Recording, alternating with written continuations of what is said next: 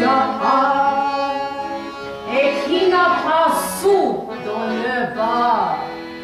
Pierreuse, trotteuse, asthmache le soir quand il fait noir. Sur le trottoir, sur le trottoir.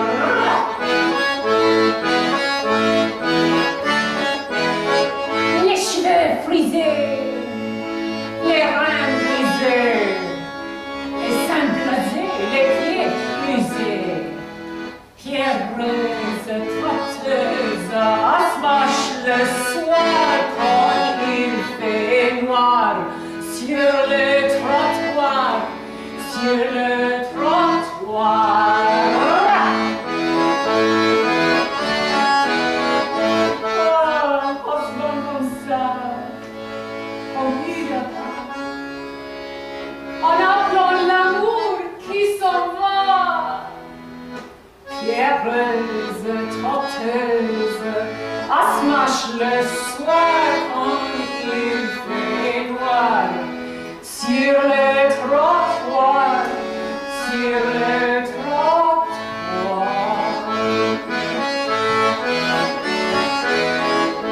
Christ aux yeux douces, qui mord pour nous, chauffe la terre en son férieux trousse. Pierreuse, trotteuse, asthmache le soir quand il fait noir. Sur le trottoir, sur le trottoir.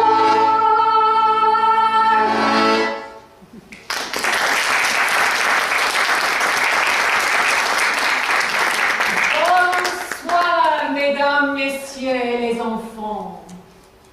Aristide Brougham. Oh, before Aristide, Chrissy Shaw. Chrissy will be performing very soon at the Street Theatre in a show called Bijou. So please go along and see her because she's wonderful. But that doesn't have anything to do with what we're doing today. Apart from this being a show about cabaret, about perception, about how people move and why people move, the songs that are sung about them and the drawings that are painted about them, and why. Aristide Brougham, raconteur, flâneur, very famous person who performed at the Moulin Rouge, end of the 19th century. He would sing about many of the women who became performers. He would sing stories of street life, of the cabaret artists themselves, many of whom, like Jane Avril, actually came from a very difficult background. Jane was born the daughter of a courtesan and an aristocrat who conveniently disappeared. Her mother used to beat her up. Consequently, well, they conjecture that as a teenager she came down with a condition called Chorea. At the time it was called St. Vitus dance, mad, uncontrollable movements of the body and the limbs. She was incarcerated in the Salpêtrière Hospital, which was run by Professor Charcot. Professor Charcot ran several clinics. Some called him the father of neurology, and others thought he was scheming, controlling, and used to bribe his patients to perform on command, especially on his Tuesday evenings, when hysterics would have stages of display that his audience could attend. Now, Monsieur Charcot, here we have one of the clients recorded and documented in his extensive array of images that were collected at the time. This is a hysteric. Now, Monsieur Charcot devised a bal des folles, and this was an invited audience would come, and the inmates would get a chance to dance. And so, what was that about? Was that about entertaining the masses who felt themselves more fortunate than the inmates in the hall? Was it about genuine compassion? Did it actually do some good for these women? So, we're going to reenact a little bit of the above. Jane's condition, which will have some images from the cerebral cortex and how it could have been damaged by her mother's beatings. Sydenham's career is characterised by uncontrolled movements. Jane herself maintained that she was cured by dancing. It's a little bit apocryphal because it took her a few months to leave the asylum. It wasn't a magic overnight cure. Maybe 4 months later she left. And when she left, she became everything in the daytime. She cleaned, she took care of children, but at night time she became one of the most famous performers at the Moulin Rouge. People loved her. They thought she danced like dynamite. She was mysterious, ethereal, seductive. And as we will look later in the images from Toulouse-Lautrec's portraits of her, there was something a little bit odd about her.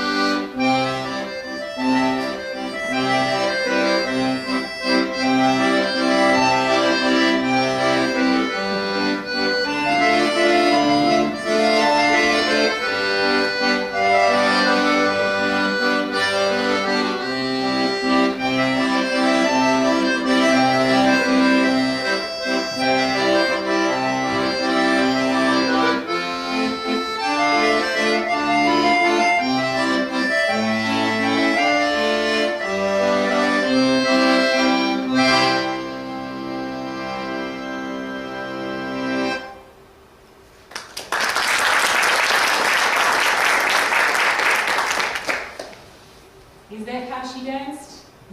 We'll never know. Because there were no images, only talk of what she was like to watch. Jane actually became a very profoundly self-managed woman. She managed to run a business. She remained aloof from the other cabaret performers. In fact, when she was in the asylum, she managed to avoid electroshock therapy as well, unlike some of the other inmates. But there's talk from some of the researchers doing now work on the conditions in the asylum at that time, that the condition itself could well have been something combining a performance with the illness. How much self-knowledge goes into presenting oneself a certain way, especially if it's about self-preservation. As this following song by Aristide Bruant relates, not everyone was as lucky as Jane.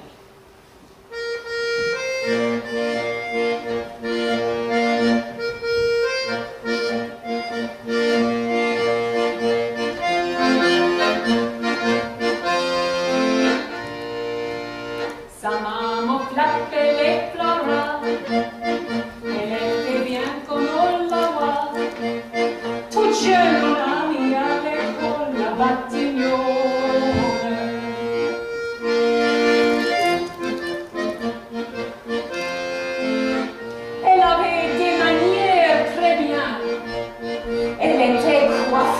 chien, tout jeune en armée à l'école à Batignolles.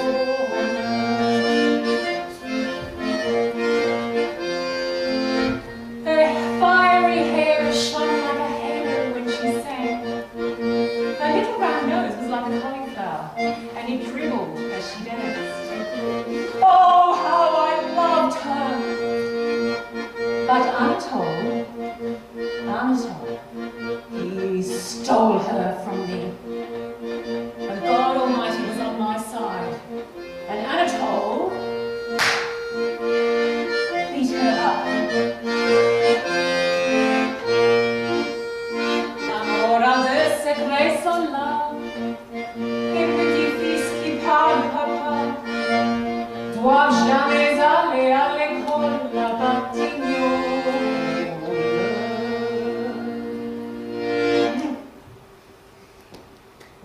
So, now we're going to go into a little bit of science. I bet you've been wondering when that would start. Jamie, can we have the next slide, please? So, Jane Avril, as depicted by Toulouse-Lautrec. Sharp, pointy, sombre, thoughtful, slightly reclusive, in control of her own situation. The next slide is something we're more familiar with. Jane with a snake wrapped around her body. Enigmatic, curious. This is a portrait of La Goulou, who is a famous and very brash performer. Jane was not a brash one. La Goulou actually invented the can-can. You can see Jane in the corner of this image here. Jane almost pulling away from herself. Toulouse-Lautrec manages to capture this extraordinary glimpse of her sense of difference. So at times she was fey, and at other times she was the centre of attention, like so. But notice the way he's caught the angle of her movement. It's quite odd. It's interesting and awkward. I'd actually like to just show you a very small excerpt from a researcher called Professor Yassine Metwali, who researches Chorea. I couldn't remember the last time I had a proper night's sleep. Didn't matter what I tried, I couldn't sleep through the night. It was impacting my whole life. I was tired and lethargic all day. I heard Flinders University had created this product called Time. I didn't want to leave it. I thought I was going to be stuck with this for the rest of my life. I'm sorry, it's just been amazing. Can we skip the ad, Jamie? Time go down here? Anyway, it's fast. It's coming. As opposed to the hypokinetic gate, we now have the hyperkinetic gate, which we see what we call a choreiform gate, or chorea. With this gait, there are not only abnormalities in the gait itself, but associated movements. There can be oral facial dyskinesias, in which the patient will be having movements at one side or the other side of the face, kind of a grimacing type of a fashion. There can be movements in the upper extremities, and there are fragments and semi-purposeful type of movements or writhing type of movements. And then the legs will also start to go. And so the patient attempts to walk in the superimposition of the movements, but the patient doesn't actually fall because the balance is not affected. Just you have these involuntary movements that are now being superimposed on the gait. This pair suffered damage to a small area in the region of the basal ganglia on the right side. In this slow motion picture, you can see that she is afflicted with gross abnormal movements of the left arm and leg. These are most readily evoked by emotional disturbance. Yet in spite of them, she is able to coordinate the movements of the right arm and leg and drink from a tumbler.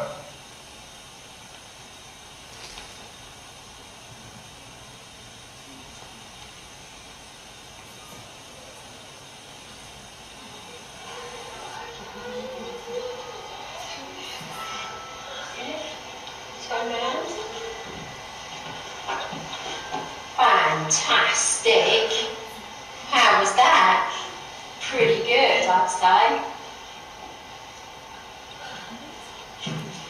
She's not too drunk. Oh, yes, she is. She's drunk. Oh, she's everywhere. Quick, call the police. Oh, no. Thanks, Jamie. We can have the lights back on.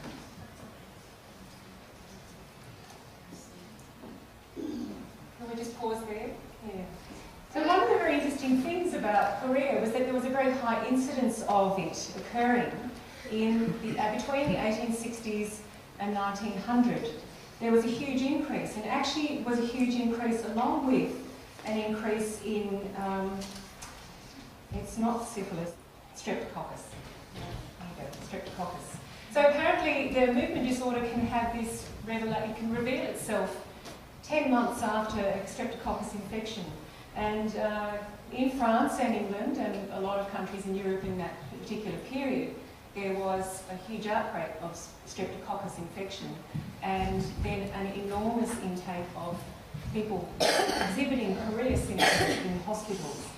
Now, hospitals such as Salpêtrière, which was run by Charcot, was actually born as a kind of hospital for poor people who were very poor.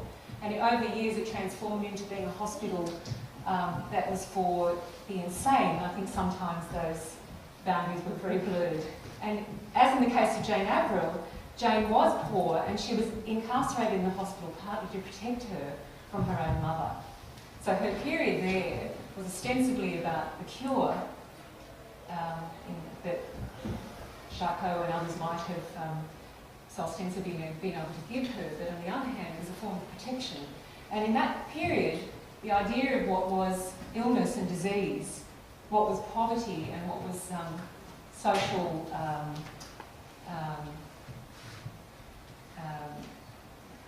your unfortunate circumstances was quite blurred at that time. I'm extremely overtired, so I'm sorry my brain's not functioning very well. Now, ironically, we're going to move on to brain scans at the moment. Not ironically, quite appropriately. We'll go through the next, well here you can see that this is actually, there's quite a lot of brain mapping that occurs in the last 30 years. This is actually highlighting the sensory motor zone of the brain. And if we go into the next map, Jamie, the next image shows that, if Jane had been beaten in this part of the head, then it was quite likely that she would have had disturbance of motor coordination. It's very close to the tactile and processing of multisensory information and so on. And when you, there are movements in science now about sensory integration, which is a different way of looking at brain function. This model of mapping isolated areas of the brain has been criticised, or it comes under criticism with different schools of thought, because of its model being about isolating functions of the brain rather than looking at the ways different parts integrate with each other. And of course, dance and music are ways which there's more and more research being done on the way that the interrelationship between these parts can, some healing can take place of damaged parts of the brain through music and through dance and through movement. So Jane found herself, by the fortunate circumstance of the bal des folles, discovering that she was healed by dancing and what a good dancer she was. And as I said before, she was nicknamed La Mélinité, a form of dynamite. The poet Paul Leclerc described when she danced, in the midst of the crowd there was a stir and a line of people started to form. Jane Avril was dancing, twirling gracefully, lightly, a little madly.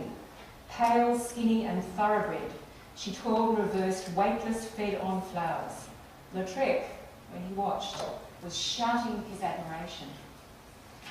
Now, Jamie, if we can move through the next images, just another, and we'll move it on. So this is one of the ways that the mapping of madness occurred at Salpêtrière, trying to devise ways to measure madness and to document and record it, and hopefully it's healing. You can see more measuring going on there. And as I indicated before in that picture, which had Charcot with all of his audience there, he actually staged some of these events, or he asked his patients to stage their own phase 1, phase 2, phase 3, phase 4 of their hysterical fits to prove a point. And then the next image. This is an small f MRI scan, which is more recent scientific methodology for trying to track sensory integration processes. So as you can see, even in one image, you have several scans of the brain trying to correlate different bits of information. Jamie, if we can move on. So this is again Charcot's, you can see almost these stages that he's asked it's possibly, I mean, these are from research after the event, people trying to piece together what actually was going on there at the time. So moving on to the next slide. Here we have Henri Toulouse-Lautrec in all his beauty. Now, he did have a congenital disease. It was probably through incest. And he was an alcoholic, and he also probably had syphilis by the time he died, or a few years before he died. He was a brilliant artist, as we know. Many of these slides are from the MGA collection, so we're grateful we have a copyright to show them. I wonder, as a performer, about the relationship between brain mapping and scientific mapping of illness and disease and things like movement disorders versus the kind of map, or not versus, but alongside the kind of mapping made by an artist such as Toulouse-Lautrec. Now, they say that Lautrec's and Averil's relationship was non-sexual, but they were very close friends. And as this next image shows, they were so close that he dressed up in her clothing. I'm not sure if it was often or if that was a one-off, but it certainly is a good symbol of maybe of his understanding of her and of her understanding of him on a very deep psychological level, but also on a somatic level. Their understanding of both what they overcame, but the innate beauty, the inherent beauty. I don't know about you, but in watching that movie, which was Professor Nasser's, his research, and his extensive research of different forms of Chorea, there's a great deal of beauty in watching. People are beautiful in all their quirkiness. How they suffer or how they have to live ordinary lives is another matter. Now, so we have Henri dressed in Jane's clothing, and if we move on to the next slide. Okay, so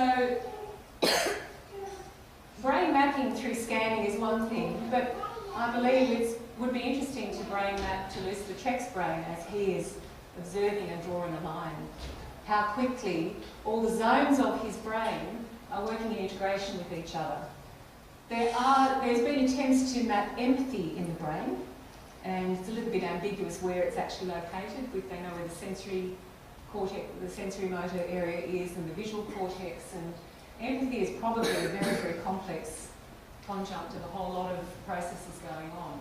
But then the coordination of eye to hand and eye to heart that comes out in Henri's drawings and paintings is an extraordinary complex, but also natural thing.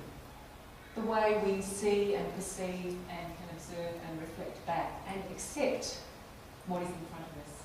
Now, the can-can, the famous can-can, and Jane Avril at the end doing her own thing. Everyone turns one way, Jane turns the other. And this picture does it so lovingly. It's so simple. You glance at it and there's nothing amiss, there's nothing wrong, but here she is in her prime as a dancer, and loved and one of the most famous dancers of the Moulin Rouge, and there she is. So, what is a reckoning of Moulin Rouge without actually engaging in the can-can?